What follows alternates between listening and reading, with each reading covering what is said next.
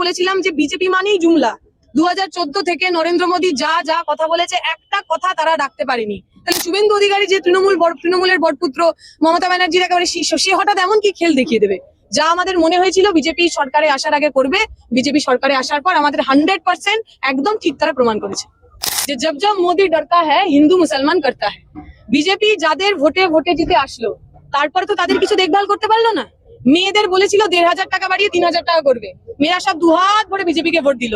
এখন বেশিরভাগ মানুষই অন্নপূর্ণা ভান্ডার পাচ্ছে না। বিজেপির বিরুদ্ধে, তৃণমূলের বিরুদ্ধে যে শক্তি লড়তে চায় তাদের সবাইকে নিয়ে একসাথে লড়তে চাই।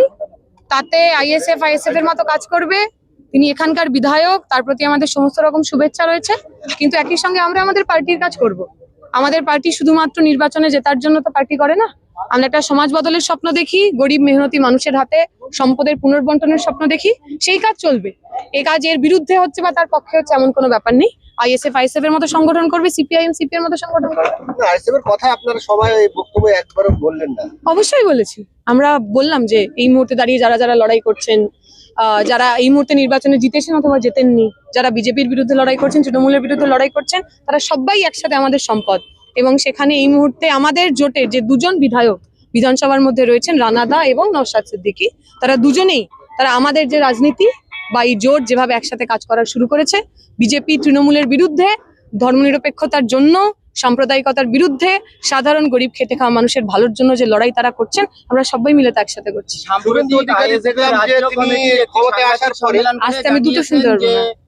পঞ্চায়েত নির্বাচনে একা লড়াইয়ের কার্যত মানে তাদের প্রস্তুতি নেওয়ার জন্য আহ্বান জানিয়েছে আইএসএফ রাজ্য কমিটি, যেখানে বিশ্বজিৎ মাইতি সহ অন্যান্য রাজ্য নেতৃত্ব ছিল।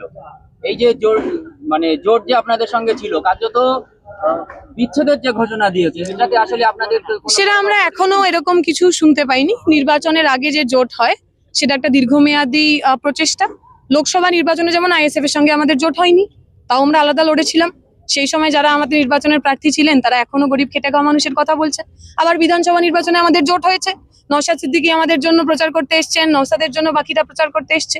তো এখনো পঞ্চায়েত নির্বাচনের দেরি আছে। আমি আশা করব বিজেপির বিরুদ্ধে, তৃণমূলের বিরুদ্ধে যে শক্তিগুলো একসাথে ছিল তারা সবাই একসাথে থাকবেন এবং এই ফ্যাসিবাদী শক্তির বিরুদ্ধে একসাথে লড়াই হবে।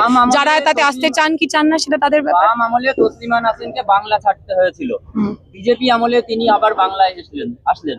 তো এক্ষেত্রে কি বামেরা একটু অস্বস্তিতে পড়লেন? আমরা কোনো অস্বস্তিতে পড়িনি। আসলে অস্বস্তিতে তসলিমা নাসরিন পড়েছেন। আপনাদের মনে থাকবে যে মিটিং এ উনি এলেন, সেই মিটিং এ উনি জয় গোস্বামী আর একজন কবি তাকে মঞ্চে আসতে বলেছিলেন। যেই তিনি মঞ্চে আসতে শুরু করলেন, ওইখানে বিজেপির যারা সমর্থকরা তারা এমন ভাষায় আক্রমণ শুরু করলেন যে তসলিমা নাসরিনও বুঝছেন তিনি তো এখানে আসলে বিজেপিকে স্বাধীন চিন্তা, মুক্ত চিন্তার পোস্টার বয় বানাতে চেয়েছিলেন। ওই একটা মিটিং এই বোঝা গেছে আসলে বিজেপি থাকলে, বিজেপি সরকারে আসলে কোনো স্বাধীন চিন্তার, কোনো মুক্ত চিন্তার কথা বলা যাবে না। তসলিমা আমাদের চাইতেও বেশি বোধহয় সমস্যায়, অস্বস্তিতে তসলিমা নাসরিন পড়েছে। অধিকারী বলেছিলেন ভোটের আগে যেসব প্রস্তুতিগুলো দিয়েছিল সেগুলো পালন করলি, এখন দেখছি তিনি ধর্ম নিয়ে ব্যস্ত হয়ে পড়েছেন। মানে শুভেন্দু অধিকারীকে কারা বিশ্বাস করেছিলেন ভগবান জানে। আমরা তো প্রত্যেক মিটিং এ গিয়ে পই করে বলেছিলাম যে বিজেপি মানেই জুমলা। 2014 থেকে নরেন্দ্র মোদী যা কথা বলেছে একটা কথা তারা রাখতে পারেনি। তাহলে শুভেন্দু অধিকারী যে তৃণমূলের বরপুত্র, মমতা ব্যানার্জির একেবারে শীর্ষ, সে হঠাৎ এমন কি খেল দেখিয়ে দেবে?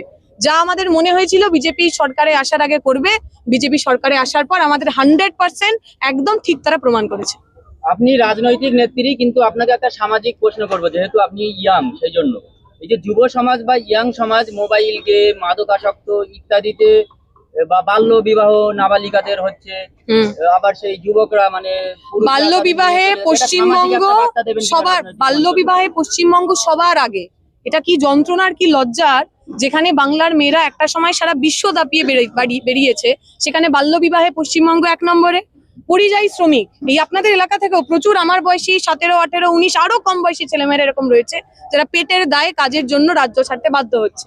এবং এই সমস্ত কিছু হচ্ছে কারণ দুটো জিনিস বিগত 15 বছর ধরে হয়নি। এক, আমাদের যত সরকারি স্কুলগুলো ছিল, সরকারি স্কুল বন্ধ হয়েছে।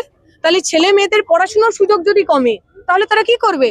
কেউ কাজ করতে চলে যাচ্ছে, মেয়েদের বাড়িতে বসিয়ে রাখতে পারছে না, কেউ বিয়ে দিয়ে দিচ্ছেন। আর দ্বিতীয় কথা, কর্মক্ষেত্র। 15 বছরে একটা নতুন কারখানা পশ্চিমবঙ্গে তৈরি হয়নি, বরং যা এসএসসি পিএসসি হতো সরকারি চাকরি সেগুলোও বন্ধ হয়েছে। ফলে ছেলেরা বাড়িতে বসে করবে কি? ফলে কোথাও তারা অপরাধের সঙ্গে যুক্ত হচ্ছেন, কোথাও তারা ওই মাদকাসক্ত হয়ে যাচ্ছেন, কোথাও তারা নানা ধরনের ফোন তার মধ্যে আসক্ত হচ্ছেন। আমরা মনে করি যদি শিক্ষা এবং কর্মসংস্থান এই দুটো সরকার ঠিক করে তাহলে এই সমস্ত সামাজিক যে অসুবিধা সেগুলো ঠিক হতে পারে। মসজিদে মাইক নিয়ে দেখতে পাচ্ছি যে বিভিন্ন রকম বিভ্রান্ত চলছে, শব্দ দূষণের জন্য মসজিদে নোটিশ দেওয়া হচ্ছে, যে নোটিশের কোনো সারবত্তা নেই। কি বলবেন? আসলে কি ওই যখন দিল্লিতে আমাদের ধর্ণা হচ্ছিল একটা স্লোগান ওখানে খুব চলছিল যে জব জব মোদি ডরতা হ্যায় হিন্দু মুসলমান করতা হ্যায়। বিজেপি যাদের ভোটে জিতে আসলো তারপরে তো তাদের কিছু দেখভাল করতে পারলো না। মেয়েদের বলেছিল ১৫০০ টাকা বাড়িয়ে ৩০০০ টাকা করবে, মেয়েরা সব দুহাত ভরে বিজেপি কে ভোট দিল। এখন বেশিরভাগ মানুষই অন্নপূর্ণা ভান্ডার পাচ্ছে না। মিড ডে মিল কর্মীরা তাদের কাজ প্রায় বন্ধ হয়ে যাবে আগামী দিনে। সমস্ত খাবার দাবারের যা মিড ডে মিলের দায়িত্ব সেটা ইসকনকে দিয়ে দিয়েছে। তাহলে যারা আমার ভোট দিলেন, যে হকাররা আমার ভোট দিলেন, তার আমি ঘরদোর ভাঙচুর করলাম, অন্নপূর্ণা ভান্ডার দিলাম না। যে মানুষ বিজেপিকে ভোট দিয়েছিলেন তারা তো বিজেপির আসল রূপটা দেখতে পাচ্ছেন।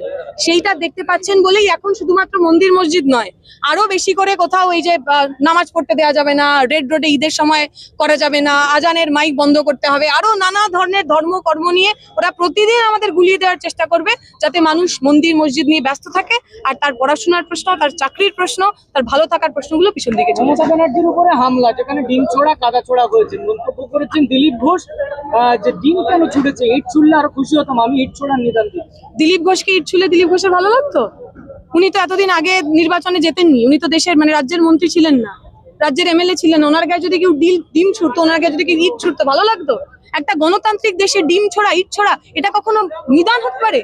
এবং একজন মন্ত্রী মাইকে দাঁড়িয়ে কথা বলতে পারেন? এই অসভ্যতা আমি পশ্চিমবঙ্গে চলছে কারণ বিজেপির মতো অসভ্য একটা সরকার রয়েছে। মমতা ব্যানার্জির সঙ্গে আমাদের রাজনৈতিক অনেক ধরনের পার্থক্য রয়েছে। মমতা ব্যানার্জির বিরুদ্ধে আমরা লড়েছি, জেলে গেছি, আগামী দিনেও লড়বো, কিন্তু তার মানে এটা নয় একটা গণতান্ত্রিক দেশে আমার যাকে পছন্দ হবে না, রাজ্যের সরকার, রাজ্যের পুলিশ জনরোষের নামে মানুষজনকে অত্যাচার করবেন, মানুষজনকে নানাভাবে হেনস্থা করার চেষ্টা করবেন। এই ধরনের যে কোনো হেনস্থার আমরা বিরুদ্ধে। বিজেপি সংসদ বলছেন যে নেতাজি সুভাষচন্দ্র বোস গুন্ডা ছিলেন। আমরা দেখতে পাচ্ছি যে বিজেপি ক্ষমতা আসলে যারা ব্রিটিশের দালাল, যাদের পুরো জীবনটাই ব্রিটিশের পা চেটে কাটিয়েছে, তাদের তো যে নেতাজি ব্রিটিশকে একেবারে নাকানি জবানি খাইয়েছিলেন, যে ক্ষুদিরাম বসু ব্রিটিশদের বিরুদ্ধে একেবারে সশস্ত্র সংগ্রাম করেছিলেন, তাদের তো গুন্ডা মনে হবেই। আমরা বলবো, আমরা বাঙালিরা গর্ব করে বলি আমরা নেতাজির পক্ষে। নেতা যদি বড় গুন্ডা হন, নেতাজির চাইতেও যদি আরো কোনো বড় গুন্ডা থেকে থাকে যারা দেশকে স্বাধীন করার জন্য ব্রিটিশের বিরুদ্ধে অস্ত্র তুলেছিলেন, সেই সমস্ত মানুষের সঙ্গে আমরা রয়েছি। নেতাজি আমাদের হিরো, নেতাজি আমাদের গর্ব। সাভারকার, গোলওয়ার্কারের শিষ্যরা তারা নেতাজিকে বুঝবেন না।